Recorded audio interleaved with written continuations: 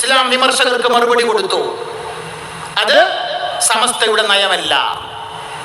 ആരുടെയും സ്വകാര്യങ്ങളിലേക്ക് ഒളിഞ്ഞു നോക്കൽ ഞങ്ങളുടെ രീതിയല്ല. അടുത്ത മറുപടി, ഇത് പറയുന്നത് ചില്ലറക്കാരല്ല, ഞങ്ങൾക്ക് വിഷമമുണ്ട്. ജീവിതത്തിൽ പറയാൻ ഒരിക്കലും അവസരം ഉണ്ടാകരുത് എന്ന് ആഗ്രഹിച്ചൊരു കാര്യമാണ് ഈ പരിപാടി സംഘടിപ്പിക്കാൻ രണ്ടാമത്തെ കാരണം. ഉസ്താദ് ചെയ്യാത്ത ഒരു തെറ്റ് ചെയ്തു എന്ന് ഇവിടെയുള്ള ഇസ്ലാമിന്റെ വിമർശകർ പ്രചരിപ്പിച്ചപ്പോൾ ഉത്തരവാദിത്തപ്പെട്ട സമസ്തയുടെ ഉന്നത സ്ഥാനീയരായ നേതാക്കളോട് പത്രക്കാർ അഭിപ്രായം ചോദിച്ചപ്പോൾ എന്ത് മറുപടി പറഞ്ഞു എന്ന് നിങ്ങൾ കേട്ടതാണ്. അത് സമസ്തയുടെ നയമല്ല. ഉസ്താദ് ചെയ്തത് ഇസ്ലാം വിമർശകർക്ക് മറുപടി കൊടുത്തു, അത് സമസ്തയുടെ നയമല്ല.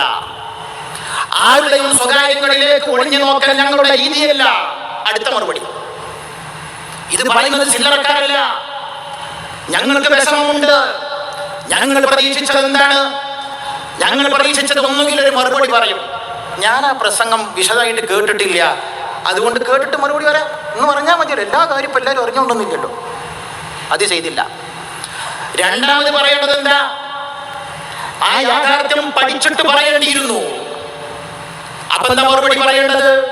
അപ്പൊ പറയും, ഇതാ അത് ആ നിങ്ങൾ പറയുന്ന പോലെ ആ മനുഷ്യൻ പറഞ്ഞിട്ടില്ലല്ലോ, പിന്നെന്തിനാ നിങ്ങളെ ബേജാറാവുന്നത്? അദ്ദേഹം പ്രവാചക വിമർശകർക്ക് ഒരു മറുപടി എടുത്തല്ലേ.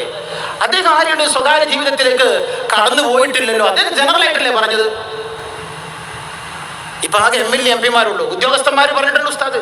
പൊതുസമൂഹത്തിൽ പ്രവാചക വിമർശനം നടത്തുന്ന പല ആളുകൾ, ഉദാഹരണം പറഞ്ഞു ഉദ്യോഗസ്ഥന്മാർ, ഇന്ത്യയിൽ മാത്രം ഏകദേശം 65 ലക്ഷം ഉദ്യോഗസ്ഥന്മാരുണ്ട്. സിവിൽ സർവീസ് ഉദ്യോഗസ്ഥന്മാര് ഏകദേശം 5000 ആണ്.